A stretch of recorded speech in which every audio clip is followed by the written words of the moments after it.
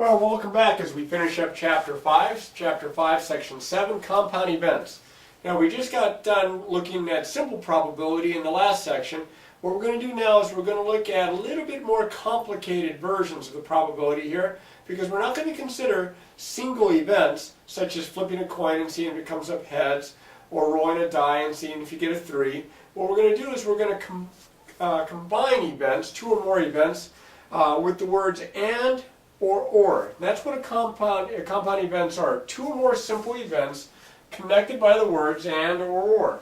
Now we're going to start with the word and here, and we're going to see what occurs and how we set up a probability when we have two events connected with the word and. So let's consider this very first example here. It's not an entire problem, it's just setting this up. It says we have two bags, each with a blue and a red marble in them. Without looking, we choose a marble from each bag. So we choose a marble from the first bag, we make note of it, then we choose a marble from the second bag, we make note of it. Now, notice what happens when I pick the marble from the first bag does not affect what happens when I pick the marble from the second bag. These two types of things happening are called independent events. The outcome of the first one does not affect the outcome of the second one. When you flip a coin more than one time, if you get 10 heads in a row, and then you go to flip it the 11th time, it's not any more likely to come up tails than it is heads because of the previous flips. You might have 11 heads in a row, or it might come up tails. So those are independent events. So let's go back to here. We've got these two bags. We'll start with the very first bag, and we're either going to pick a red marble or a blue marble. Okay? Kind of a tree diagram to show this. This is the first bag. Now, if we get a red marble or we get a blue marble, we're still going to go and we're going to choose a marble from the second bag. So even if I get a red the first time, when I open up the second bag and take a marble out, I'm either going to get a red marble or I'm going to get a blue marble. This is the second bag. Over here, let's say I got a blue on the from the first bag, and I take a marble from the second. It's either going to be red or it's going to be blue. These are independent events. So you can see what are possible outcomes. I might get red, red. I'm going to call that RR. I might get red, blue. In fact, let's just get rid of that comma so there's no confusion. Red, blue, RB. I might get blue, red. Or I might get blue, blue. Now, an interesting question might be, what is the probability if I choose these marbles this way that I end up with both marbles being blue? Well, look at my possible outcomes here, which we sometimes call a sample space. That's the list of possible outcomes. I have red, red, red, blue, blue, red, or blue, blue. I have one favorable out of 4. So the probability that it's blue each time is 1 out of 4. Okay? Now I'm going to show you how you can do that probability using what we're going to be talking about here with the compound events. This is just one way to show it. This is a good way to show it, but this is one way to show it. Alright, but I got to clear this out here, so give me just a second. Okay, let's just go back to what we were talking about just a second ago. We had the two bags, and I said, what's the probability that we get a blue marble from the first bag, a blue marble from the second bag? We determined that the events were independent, that what happened in the first event didn't affect what happened in the second event. So, and we got 1 out of 4 because there was one outcome that was blue, blue out of the 4 possible outcomes. But I can do that same problem without drawing that tree diagram to list all the different outcomes that make up my sample space. What I can do instead is I can say, what's the probability that the first marble is blue? Well, the probability that the first marble is blue is 1 out of 2. There was one blue marble out of 2. The probability that the second marble is blue from the second bag there is also 1 out of 2. Now, I'm not going to add them. With independent events, I'm going to multiply them. And notice 1/2 times 1/2 gives me 1/4. That's a little bit faster than writing it all out and trying to list all the different possible outcomes. That'll become a little bit more obvious with this next example. 2 dice are rolled. Find the probability that an even number is rolled on the first die and a number greater than 4 on the second die. Well, these 2 dice, when they're rolled, what happens on the first does not affect the second. These are independent events. I want to know what the probability is that on the first roll I get an even number, and on the second one, on the second die, I get a number greater than 4. So I'll write it like this, greater than 4. Well, the probability that I get an even on the first die, there's 2, 4, and 6 out of the 6 possibilities, so that's 3/6. And the probability that I get a number greater than 4, that would be either a 5 or a 6, so there are 2 outcomes, 2 favorable outcomes out of 6. So that's 2 out of 6. Again, I'm going to multiply it. Now before I multiply these together, I'm going to go ahead and simplify this a little bit. 3 goes into 3 once, 3 goes into 6 twice, 2 goes into 2 once, 2 goes into 6 3 times, and I end up, it looks like here, with 1 times 1 on top, and 3 times 2 or 6 on the bottom, and my probability is 1/6. Okay? We can do it another way. We can make that big chart like we did from section, the previous section, section 5.6, and have all the possible outcomes that way and then count them up out of 36. This is much faster. All right, very similar here. We've got a couple of spinners. At least I've tried to draw what looks like spinners.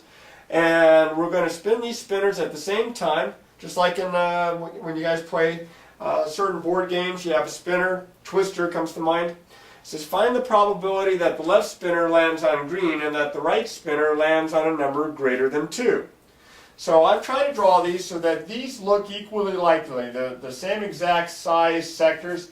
There's 3 of them here, and here these are all the same exact size sectors or pieces of pie there. There's 6 of them there. So I want to know what's the probability that I get a green on the first spinner, and then I get a number greater than 2, number greater than 2. Well, to get a green, there's only 1 green out of 3, so that's going to be 1/3. And to get a number greater than 2, that would be a 3, a 4, 5, or 6. That's 4 out of 6. And 4 out of 6 reduces. I could divide top and bottom by 2. 2 goes in that twice, 2 goes in that 3 times. It looks like 2/9. And that's my probability. When the events are independent, to find the probability of the 2 events connected by the way, connected with the word and, the first event and the second event, we find the probability of the first event and we multiply it times the probability of the second event. Alright, now what we have to do is we have to consider what happens when it's the word or instead of the word and. So let me clear this off. Let's consider what happens in our compound probability, our compound events, when we use the word or instead of the word and. So I have an example here that I've written out. It says, from a standard deck of cards, playing cards, not pinochle cards or Uno cards, just a standard deck of cards, I randomly select a card. So there are 52 cards in the deck. We're not counting the jokers. What is the probability of selecting a king or a queen? Now I've written down the expression mutually exclusive. It's because you can't do both at the same time. You can't draw out a card that's both a king and a queen. So as it turns out, there's a couple ways you could approach this. There are 4 kings and there are 4 queens. The probability that it's going to be a king or a queen would be 8 out of 52. Now 8 out of 52 simplifies all the way down through divide top and bottom by 4 to 2 over 13. Now the other way I want to look at this is I want to see what the probability of just a king, well that's 4 out of 52 or 1/13. The probability of just a queen, that's 4 out of 52, there are 4 queens in the deck, or 1/13. Look what happens. If we take these 2 probabilities and we add them, not multiply, if we add them because they're mutually exclusive, I'm going to get this answer. the probability of getting a king or a queen is equal to the probability of a king plus the probability of a queen. And that's what this is showing down here, the probability of mutually exclusive events. The probability of either A or B is equal to the probability of A plus the probability of B. Now again, I could have done this problem by adding up the cards, but this is to show this a little bit nicer because not all probabilities are set up exactly this way. Here's one. Tim has 4 quarters, 2 dimes, and 4 nickels.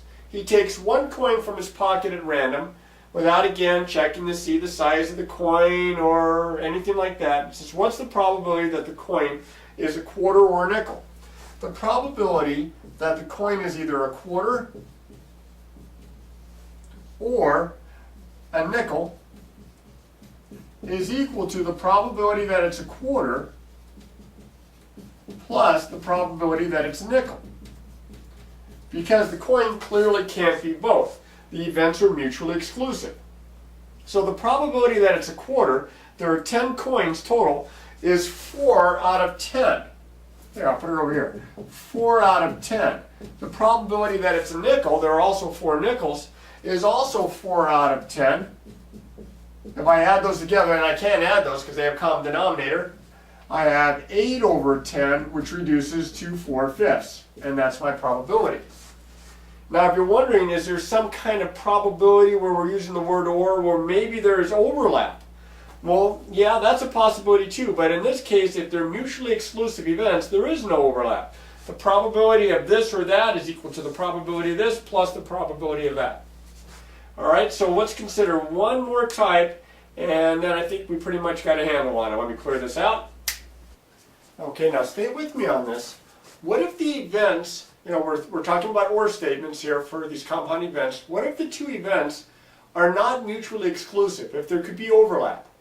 Is the probability of A or B going to equal the probability of A plus the probability of B? It's not. If the events are not mutually exclusive, then we call the events inclusive. And the probability of inclusive events is very, very similar. It's the probability of A or B is equal to the probability of A plus the probability of B. But we have a little bit more to this formula. We have to subtract the probability of A and B, which we already talked about. That's when you multiply the probability of A times the probability of B. Now let me talk about a couple events here being inclusive events. I'm still thinking of mutually exclusive. If there is a 90% chance of snow in January and a 95% chance of snow in February. Now see, this could happen.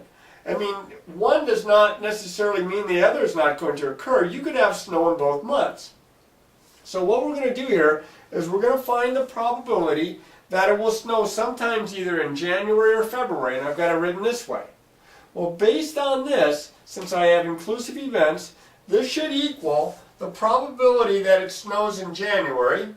Now it says it's 90% chance, so I'm going to write that as 90 over 100, plus the probability that it snows in February, which is a 95% chance, that's 95 over 100. Okay? And I'm going to subtract from that the probability here that it snows in January and snows in February. So that would be 90 over 100 times 95 over 100. Now, if I do the arithmetic here, I end up getting a pretty good amount here. I'm going to end up getting almost 1. This is going to be 0.995. Now, if you're wondering how I got that answer so fast, it's because I had worked the problem out already in advance, and I kind of remembered that particular answer. So the probability that it's going to snow sometime in January or February is pretty high. But that makes sense because these were close to 1 to begin with. And that's an example, probability of inclusive events. Now, mutually exclusive events, definitely going to be on the proficiency. Inclusive events, not necessarily. But they change it every year, and you may see this on a SAT or an ACT kind of a problem. And so it's good to have seen this at least once and to try some of these problems Well, all these kinds of problems. Remember, you must practice, practice, practice.